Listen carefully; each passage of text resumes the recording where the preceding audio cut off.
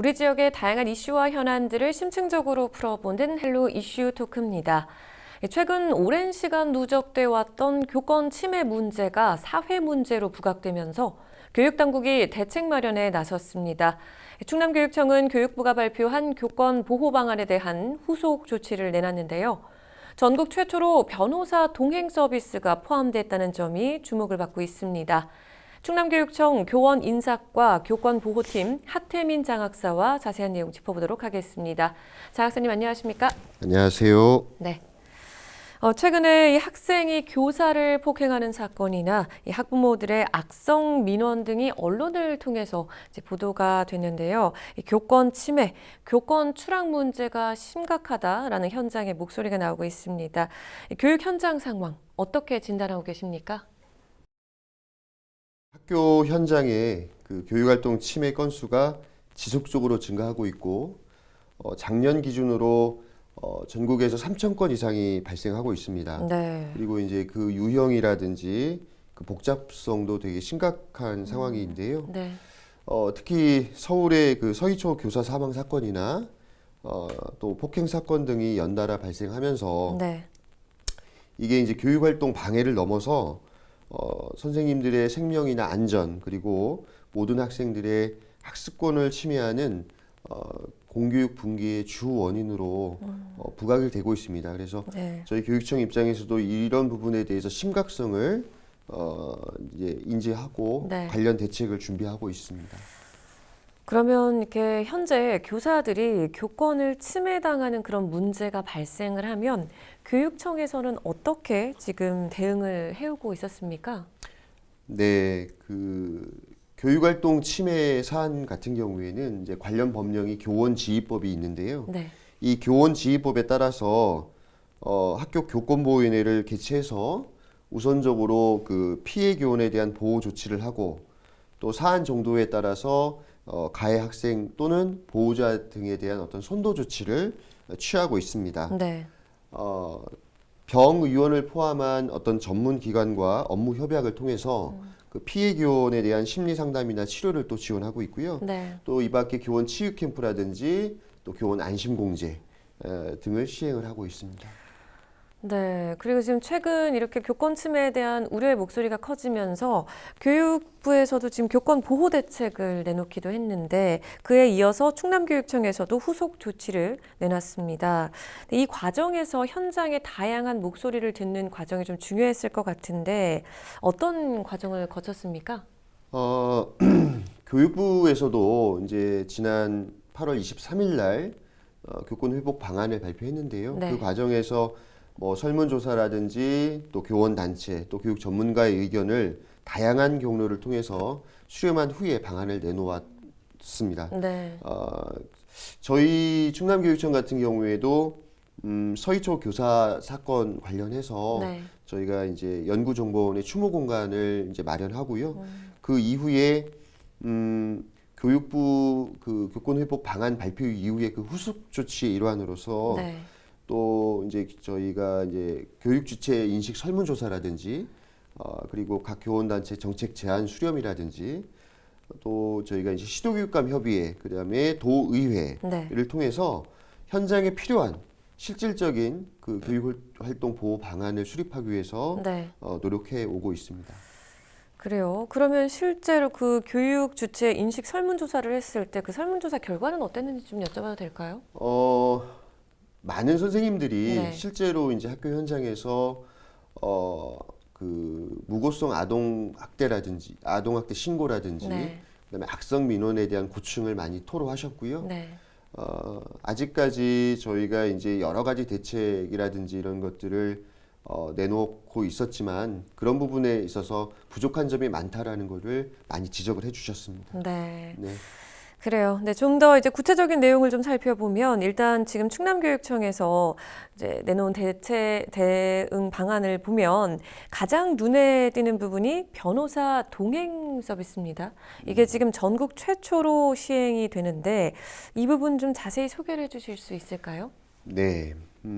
사실 이전에도 네. 우리 선생님들이 교육 활동과 관련해서 소송에 휘말리게 된 경우에는 소송비를 지원하고 있었습니다. 네. 근데 이제 문제는 선생님들이 직접 변호사를 선임하고 또 수사나 조사 단계에서는 지원을 못 받는다는 그런 문제가 있었고요. 네. 또 하나 이제 무분별한 아동학대 신고나 일부 학부모의 악성 민원 등으로 교원이 이제 수사기관에서 이제 조사나 수사를 받을 때 이제 법률적 보호 장치가 좀 부족했던 그런 부분도 많은 선생님들이 어려움을 호소하셨습니다. 네. 그래서 저희가 이제 변호사 동행 서비스는 전국 최초로 시행되는 제도로서 네. 대전지방 변호사회와 연계를 해서요. 네. 교육 법률 지원단 그 변호사를 저희가 좀 위촉을 확대를 하고요. 네. 또 이제 수사기관에서 실제 조사받게 된 경우에 네. 이분들이 직접 동행을 해서 어떤 진술 조력이라든지 네. 또 변호인 의견서 제출 등을 네. 지원하도록 하는 그런 제도라고 볼 수 있습니다. 아, 그러면 기존에는 이제 비용이 지원이 되긴 했지만 변호사 선임 과정에서 이제 교원이 직접 해야 네. 되는 이제 부분이 있었는데 이제 만약에 또 이런 어려운 경우가 생겼을 때 그런 경우가 발생했을 때 이제 지금 협약을 맺은 그런 이제 변호사 단체와 바로 도움을 받을 수 있다라는 말씀이신가요? 네, 저희가 이제 대전지방 변호사회와 연계를 하고 그 소속 변호사님들에게 네. 저희가 이제 부탁을 드려서 그분들을 교육법률 지원단으로 저희가 위촉을 네네. 드릴 예정입니다. 그래서 빠르면 저희가 한 10월 정도부터 지금 시행할 계획을 갖고 이제 속도감 있게 준비를 하고 있습니다. 네. 자, 그리고 보면 아동학대로 고소를 당하는 교사들이 적지 않다는 것도 이번에 알게 된 분들이 많으신 것 같은데, 그런데 이런 고소나 신고로 인해서 교사들이 직위해제를 당하는 경우도 좀 있더라고요. 근데 이 부분에 대한 문제 제기도 발생이 됐는데, 그럼 이 부분은 앞으로 좀 어떻게 달라질 수 있을까요? 교사도 사실은 이제 공무원이기 때문에 네. 현행 이제 교육공무원법에 따르면 수사기관에서 조사나 수사 중인 경우에 그 비위 정도에 따라 직위 해제를 할 수 있어서 이게 추후 무혐의가 입증되더라도 그 피해를 회복하기가 어려운 측면이 사실은 있습니다. 네.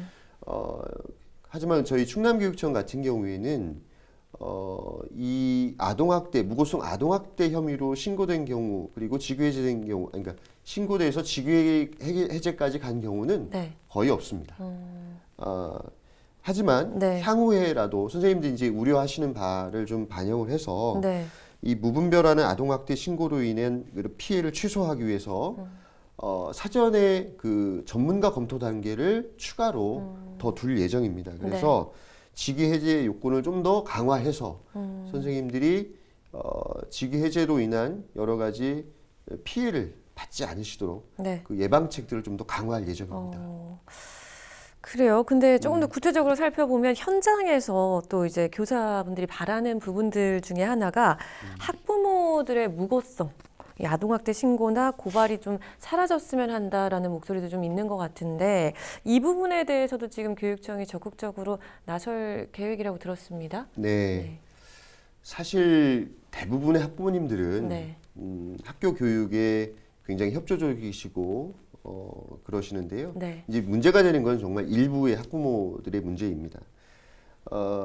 지난 23일 교육부에서 이제 발표한 교권 회복 방안에서도 네. 이 아동학대 관련 부분, 이 부분에 대한 이제 법령 개정을 준비하고 있고 지금은 이제 여야 교육부 그리고 시도교육감들이 같이 사자 협의체를 구성을 해서 네.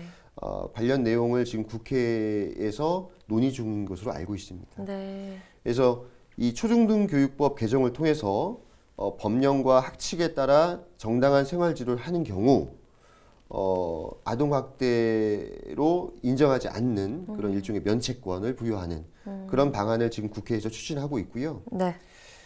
현행 또 아동학대 신고나 조사 시에 기존에는 교육 전문가가 그 판단에 개입을 못했었습니다. 그런데 이제 학교나 교육 전문가의 의견이 반영될 수 있도록 어떤 수사 지침을 개정한다든지 네. 교육청의 의견을 의무적으로 청취하게끔 하는 그런 제도적인 보완 작업을 지금 준비하고 있습니다. 네. 자, 그리고 이 교권 침해당한 이제 피해 교원 보호하는 그런 조치도 강화할 거라고 하죠. 지금 교원 안심공제 대상자를 확대하는 내용도 포함이 돼 있던데 이 부분도 소개를 좀 해주실 수 있을까요? 네, 저희가 그 교원 안심공제 같은 경우에는 서울에 이어서 저희가 전국에서 두 번째로 올해 4월 1일자로 이제 시행을 하고 있고요. 네. 이게 기존에는 이제 교원 배상 책임 보험이라고 해서 일반 사설 보험 회사와 이제 계약을 맺었던 그런 한계가 좀 있었습니다. 네. 그 보장 내역이라든지 범위라든지 이런 것도 한계가 있었는데요. 저희가 이제 이것을 좀 더 안정적이고 좀 더 그 보장 내역을 확대하기 위해서 네. 학교 안전공제회라는 기관이 있거든요. 네. 그래서 학교 안전공제회와 연계를 해서 대폭 그 항목이라든지 범위를 넓혔습니다. 뭐 예를 들면 주요 내용으로 보면 법률 분쟁 조정 서비스라든지 네. 그다음에 선생님들이 민형사상 책임을 물어야 되는 이제 책임을 져야 되는 그런 경우에 배상 책임비를 이제 보존해 준다라든지 그다음에 소송비 지원 그리고 상해 치료비라든지 심리 상담비 그리고 손해 물품비 그리고 저희가 이제 좀 뭐라고 해야 특징적인 것 중에 하나가 네. 이제 긴급 경우 서비스까지 이제 어. 지원을 여기서 다 할 수가 있습니다. 아, 예, 그래서 네. 이번에 교육부에서도 이제 교육 회복 방안을 발표할 때 네. 사실 저희가 지금 서울과 저희 충남에서만 이 안심공제를 실시하고 있습니다. 그래서 이것을 전국적인 모델로 확산시키기 위해서 네. 저희의 안심공제 이 사업을 표준 모델로 지금 삼고 연구를 하고 있는 것으로 알고 있습니다. 네. 자, 그리고 교육부는 학생 생활 지도에 관한 고시를 발표하기도 했는데 이 내용도 소개를 해주실 수 있을까요? 네. 이번에 제정된 그 교원의 학생 생활 지도에 관한 고시 그리고 또 하나가 있는데요. 네. 그 유치원 교원의 교육활동 보호에 관한 고시 이렇게 두 가지가 있습니다. 뭐 전체적인 내용을 간략하게 좀 말씀을 드리면 네. 이 학교 구성원 전체의 상호 간의 권리를 존중하고 타인의 권리를 침해하는 것을 금지하는 것을 기본 원칙으로 해서 네.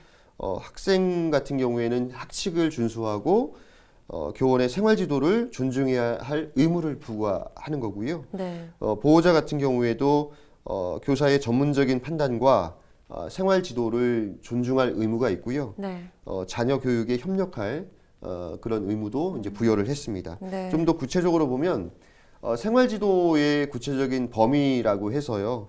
학업이나 진로, 그다음에 보건, 안전, 인성, 대인 관계 등 이런 부분에 있어서 교사가 생활 지도를 할 수 있고 그 방법으로서는 조언이나 상담, 네. 주의, 훈계, 훈육 이런 것 등을 좀 더 명확하게 했다고 볼 수 있습니다. 네. 예, 그래서 보통 이제 학교 현장에서 수업 방해의 여러 가지 유형이라든지 이런 것들을 이 네. 생활고시를 통해서 좀 더 명확하게 할 수 있는데 예를 들면 뭐 자고 있는 아이가 있다라고 네네. 하면 그거를 깨울 수가 없었다. 예전에는 이게 인권 침해 소지도 있고. 네. 근데 이 생활지도 고시를 통해서 선생님이 몇 차례 주의를 줬는데도 그게 바뀌어지지 않는 경우에는 네. 교실 안과 밖에 분리를 시킨다거나 주의를 준다거나 이제 훈계를 할 수 있는 그런 근거 규정이 생긴 거고요. 또 수업 중에 만약에 휴대전화를 쓴다거나 네. 이런 경우에도 전화 사용을 금지시킨다거나 일정 시간 동안 분리 보관할 수 있는 그런 근거가 생겼다라고 볼 수 있습니다. 그러니까 말하자면 이제 교사의 지도 부분에 있어서 좀 근거를 명확히 한 그런 부분이 있는 것 같은데 그런데 사실은 이 교사의 학생 생활 지도가 현장에서 정말 잘 정착될 수 있을까 이런 우려의 목소리도 좀 있긴 하거든요. 이건 어떻게 대응할 수 있을까요? 예, 그 고시안의 후속 조치로서 네. 저희가 준비하고 있는 것 중에 이제 학생의 권리와 책임 또 교원의 권한을 이렇게 좀 더 세부적으로 설명을 한 요 고시안에 대한 해설서와 그다음에 학생 생활 규정이라고 해서 학교마다 교칙이 있거든요. 네. 여기에 좀 더 구체적으로 그것들을 담아서 우리 학생들과 교원들이 소양을 존중하고 네. 이렇게 지킬 수 있는 이제 그런 내용들을 저희가 준비를 하고 있습니다. 네. 네. 그다음에 또 이제 학생들을 만약에 수업 방해를 할 경우 이렇게 분리를 했을 때 네. 그 분리 조치를 위한 단계적인 그 전략도 표준안으로 제시할 예정입니다. 네.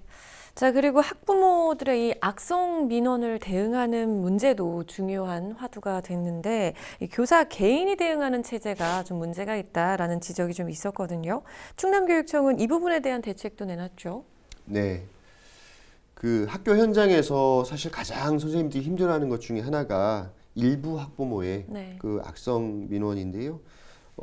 실제로 저희가 현장 인식 조사를 해보면 이 민원 스트레스의 정도가 거의 97% 정도가 심각하다고 응답을 하셨습니다. 네.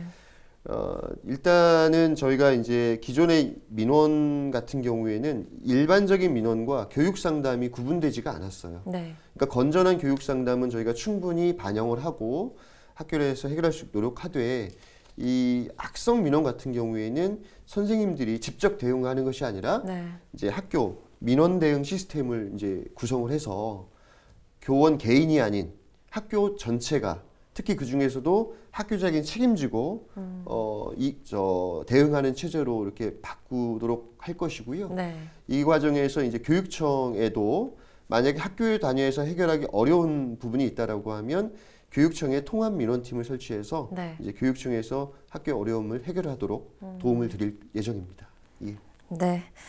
참 이렇게 교원 보호를 위한 여러 대책들이 발굴이 되고 있고 또 실천이 되고 있는데 좀 실효성을 거둘 수 있도록 적극적인 노력이 좀 더해져야 할 것 같습니다. 네, 앞으로 혹시 향후 계획이 더 있을까요? 네.